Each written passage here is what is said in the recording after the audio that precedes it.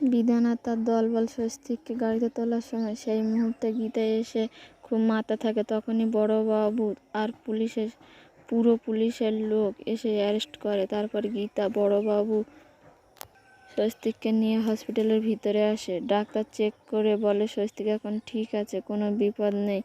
তারপর বড়োবাবুর সাথে থানায় এসে গীতাকে বলে আমি আপনার চিনতে পারিনি, আপনি আমাকে ক্ষমা করে দিন। গীতা বড়োবাবুকে বলে একজন তো জানতে পারলো আমি ঠিক ছিলাম, একজন তো ঠিক জাজমেন্ট দিয়েছে, আমাকে চেনার জন্য থ্যাংক ইউ। তা বড়োবাবু বিধানকে কি আমার হাতে একটু ছেড়ে দেবেন? বড়োবাবু গীতাকে অনুমতি দেয়। গীতা বিধানকে দেখে থাপ্পড় মারল, বন্দুক দেখিয়ে ভয় দেখায়। গীতা, তুই আমার চরিত্রে কালো দাগ লাগিয়েছিস। আমি সবার কাছে ছোট হয়ে গেছি। যখন একটা মেয়ের গায়ে কালো দাগ লাগে তখন কি হয় জানিস? তারপর ভজন থানায় এসে গীতা ভজনকে দেখে রেগে যায়।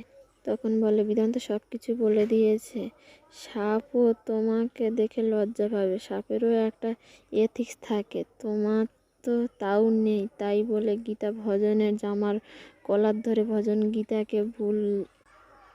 গীতাকে বলে ভুলে যাস না আমি কে। গীতা বলে আমি ভুলিনি তো, তাই তোর জামার কলার ধরেছি, না হলে এক্ষুনি শ্যুট করে দিতাম দালাল। এই বলে গীতা ভজনকে ঠেলে ফেলে দেয়।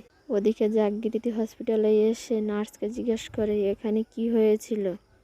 নার্স জাগৃতিকে সব খুলে বলে গীতা স্বস্তিককে বাঁচিয়েছিল গুন্ডাদের হাত থেকে। বলে সেখান থেকে নার্স চলে যায়। এরপর মেহেক জাগৃতিকে বলে ছোট বৌদি ঠিক দাদা, ছোট বৌদি ছোটদাকে কতটা ভালোবাসে, আর বড়দার সাথে ছোট বৌদির কোনো সম্পর্ক নেই। আর আমি একটা কথা বলি, ছোট বৌদিকে ফোন করো, সব কিছু মিটিয়ে নাও। মেহেককে ফোন করে সব কিছু মিটিয়ে নাও। মেহেকের কথা শুনে ফোন করে জাগৃতি গীতাকে। ফোন করে ফোনটা কেটে দেয় জাগৃতি।